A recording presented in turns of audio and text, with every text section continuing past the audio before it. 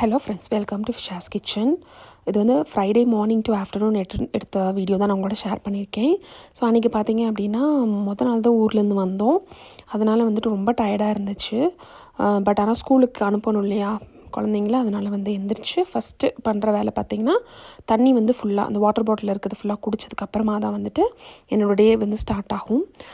அன்றைக்கி பிரேக்ஃபாஸ்ட் பார்த்திங்கன்னா ரொம்ப சிம்பிள் தான். இட்லி உப்புமா, அதுக்கப்புறம் வந்து சாப்பாடை வந்து தாளித்து ரெடி பண்ணியிருந்தேன், அவ்வளோதான். ஏன்னா வந்துட்டு நாங்கள் நைட்டு தான் வந்தோம். ஸோ வந்தோன்னா அத்தை வீட்டில் வந்து எல்லாமே ரெடி பண்ணி கொடுத்து விட்ருந்தாங்க.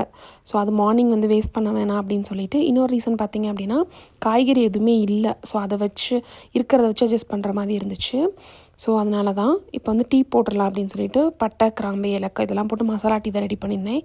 கொஞ்சம் இந்த ஊருக்கெலாம் போயிட்டு இருந்ததுனால கொஞ்சம் டைஜஷன் ப்ராப்ளம் இருந்தனால ஸோ அது கொஞ்சம் குடித்தா நல்லாயிருக்கும் அப்படின்னு சொல்லிட்டு கையோட பார்த்திங்கன்னா பிரேக்ஃபாஸ்ட் வந்துட்டு இட்லி உப்புமா தான் ரெடி பண்ணலான்ட்டு.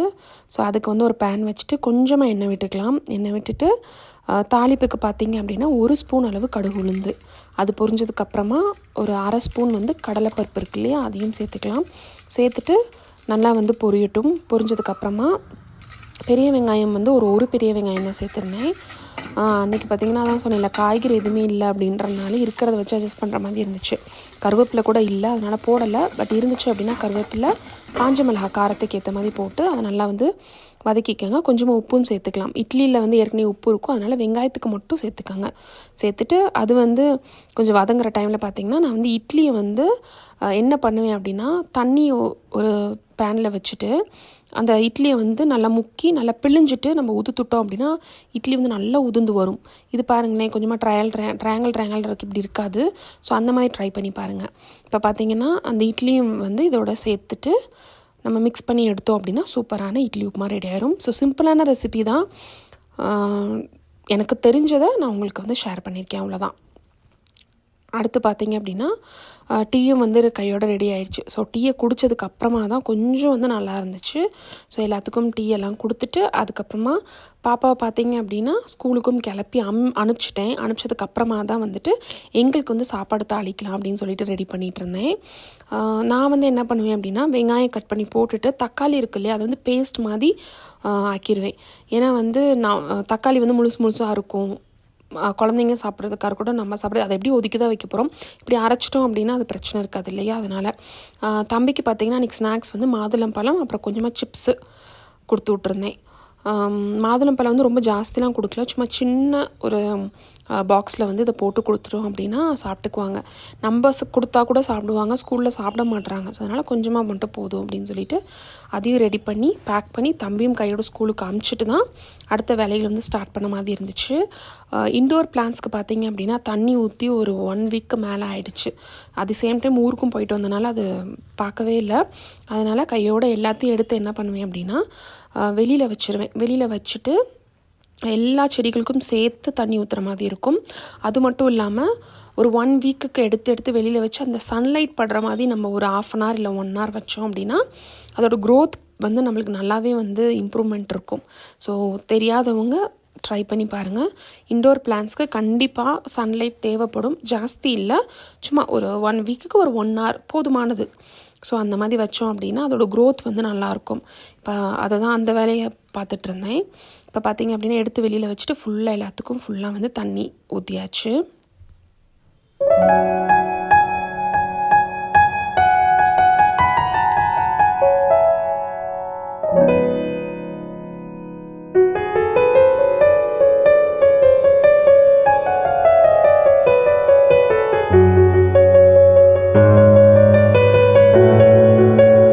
வேலையை முடிச்சுட்டு பெட்ரூம் போனேன். பெட்ரூமில் பார்த்திங்க அப்படின்னா எல்லாமே அப்படியே இருந்துச்சு. ஏன்னா வந்து டைமிங் நாங்கள் எழுந்துக்கிற டைமிங் வந்து ஒரே மாதிரி கிடையாது. நான் 6 o'clock எந்திரிப்பேன், நானும் ஹஸ்பண்டும் 6 o'clock எந்திரிப்போம். பாப்பா 7க்கு எந்திரிப்பா, தம்பி 8:30 சம்டைம்ஸ் 9 கூட ஆயிரும். பிகாஸ் அவனுக்கு 9:30 தான் ஸ்கூலு. அதனால் பெட்டை வந்து எந்திரிச்சோன்னே வந்து எடுக்க முடியாது. எல்லோரும் போனதுக்கப்புறமா மெதுவாக தான் வந்துட்டு பெட் எடுத்து அதெல்லாம் உதறி ரெடி பண்ணுற மாதிரி இருக்கும். பட் நிறைய பேர் வந்து என்ன சொல்கிறாங்க அப்படின்னா நம்ம எந்திரிச்சோன்னே வந்துட்டு அந்த கம்பளி இதெல்லாம் எடுத்து வச்சோம் அப்படின்னா அது நல்லது அப்படின்னு சொல்கிறாங்க. பட் சுச்சுவேஷன் வந்து இப்படி இருக்கிறனால என்னால் அதை பண்ண முடியாது. எல்லாம் அவங்கவுங்க அந்தந்த வேலைக்கு போனதுக்கப்புறமா தான் என்னோடய வேலைகளை வந்து நான் ஸ்டார்ட் பண்ணுற மாதிரி இருக்கும். ஸோ அதனால் எப்போயுமே இது வந்து என்னோடய ரொட்டீன் ஆக்சுவலி. இது வந்து குழந்தைங்க பெருசானதுக்கப்புறமா ஒரு வேளை மாறும்னு நினைக்கிறேன்.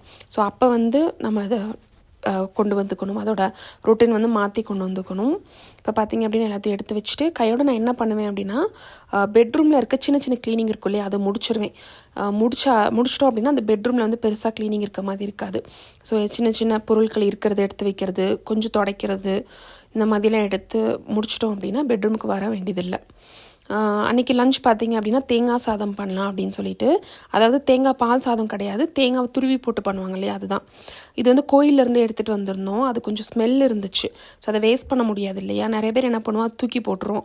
ஸோ இந்த மாதிரி டிப்ஸ் ட்ரை பண்ணுங்கள். சுடுதண்ணியில் வந்து போட்டுட்டு நல்லா வந்து தேய்ச்சி நல்லா இப்படி வாஷ் பண்ணிட்டோம் அப்படின்னா ஒரு 2-3 வாட்டி, ஒரு டைம் மட்டும் நல்லா கொதிக்கிற தண்ணி யூஸ் பண்ணிவிட்டு 2-3 வாட்டி வந்துட்டு கொஞ்சம் ஆறுன தண்ணியை வச்சு நல்லா நம்ம எடுத்துட்டோம் அப்படின்னா அந்த ஸ்மெல்லும் போயிடும். தேங்காய் பார்த்திங்க அப்படின்னா நல்லாயிருக்கும். ஸோ ட்ரை பண்ணி பாருங்கள்.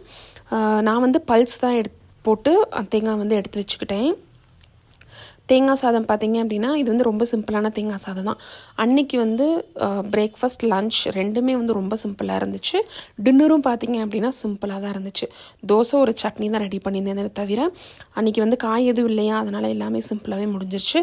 அது மட்டும் இல்லாமல் ஊருக்கு போயிட்டு வந்த டயர்டு வேறு இருந்துச்சு, அதனால தான். இப்போ பார்த்திங்கன்னா துருவி எடுத்தாச்சு. நான் வந்து தேங்காய் சாதம் எப்படி பண்ணுவேன் அப்படின்னா, ஃபஸ்ட்டு வந்து ஒரு பேன் வந்து நம்ம அடுப்பில் வச்சிடலாம். வச்சதுக்கப்புறமா கொஞ்சமாக எண்ணெய் விட்டுக்கலாம்.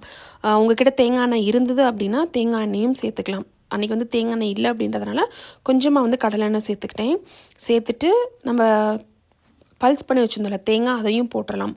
போட்டுட்டு அந்த தேங்காயோட ஸ்மெல் வரும் இல்லையா, அரோமா வரும்போது நீங்கள் ஆஃப் பண்ணிடணும். ரொம்பவும் வந்து நீங்கள் வந்து தேங்காய் வந்து வதக்கிட்டீங்க அப்படின்னா அது ஒரு மாதிரி கலர் மாதிரி ஒரு மாதிரி ஆகிடும். அது தேவையில்லை. லைட்டாக அந்த ஸ்மெல் வர அளவு இருந்தால் போதும். இப்போ பார்த்திங்க அப்படின்னா லைட்டாக எனக்கு ஸ்மெல் வர ஆரம்பிச்சிருச்சு. அதனால் ஆஃப் பண்ணிவிட்டு நான் வந்து ஒரு பேனுக்கு வந்து மாற்றி எடுத்து வச்சுக்கிறேன்.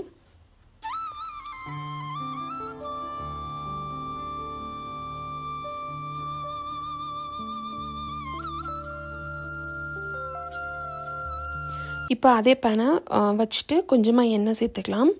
சேர்த்துட்டு தாளிப்புக்கு பார்த்திங்க அப்படின்னா கடுகு உளுந்து சேர்த்துட்டு அது பொரிஞ்சதுக்கப்புறமா கடலைப்பருப்பு சேர்த்துக்கலாம்.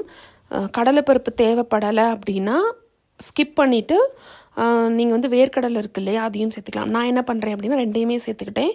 காஞ்ச மிளகாய் காரத்துக்கு சேர்த்துக்கிறேன். சேர்த்துட்டு இப்போ வந்து வேர்க்கடலை சேர்த்துட்டு நல்லா வந்து நம்ம மிக்ஸ் பண்ணிக்கலாம். கொஞ்சமாக வந்து நீங்கள் பெருங்காயத்தூள் இருக்கு இல்லையா, அதையும் சேர்த்துக்கோங்க. இப்போ அது நல்லா வதங்கினதுக்கப்புறமா நம்ம சாதம் ரெடி பண்ணி வச்சுருந்தோம் இல்லையா, அதையும் சேர்த்துக்கலாம். சாதம் வந்து ரொம்பவும் வந்து குழஞ்சிடக்கூடாது, ரொம்ப விதையாகவும் இருக்கக்கூடாது. ரெண்டுக்கும் நடுவில் பதம் இருக்கும் இல்லையா, அது இருந்துச்சு அப்படின்னா நல்லாயிருக்கும் சாப்பிட்றதுக்கு. ஸோ இப்போ பார்த்திங்கன்னா சாப்பாடையும் போட்டுட்டு இந்த தேங்காய் நம்ம வறுத்து வச்சுருந்தோம் இல்லையா, அதையும் சேர்த்து நம்ம மிக்ஸ் பண்ணி எடுத்தோம் அப்படின்னா சூப்பரான தேங்காய் சாதம் ரெடி ஆகிடும். ஸோ இந்த வீடியோ கண்டிப்பாக உங்களுக்கு யூஸ்ஃபுல்லாக இருக்கும்னு நினைக்கிறேன். இதே மாதிரி இன்னொரு வீடியோவில் பார்க்கலாம். தேங்க்யூ, பாய்.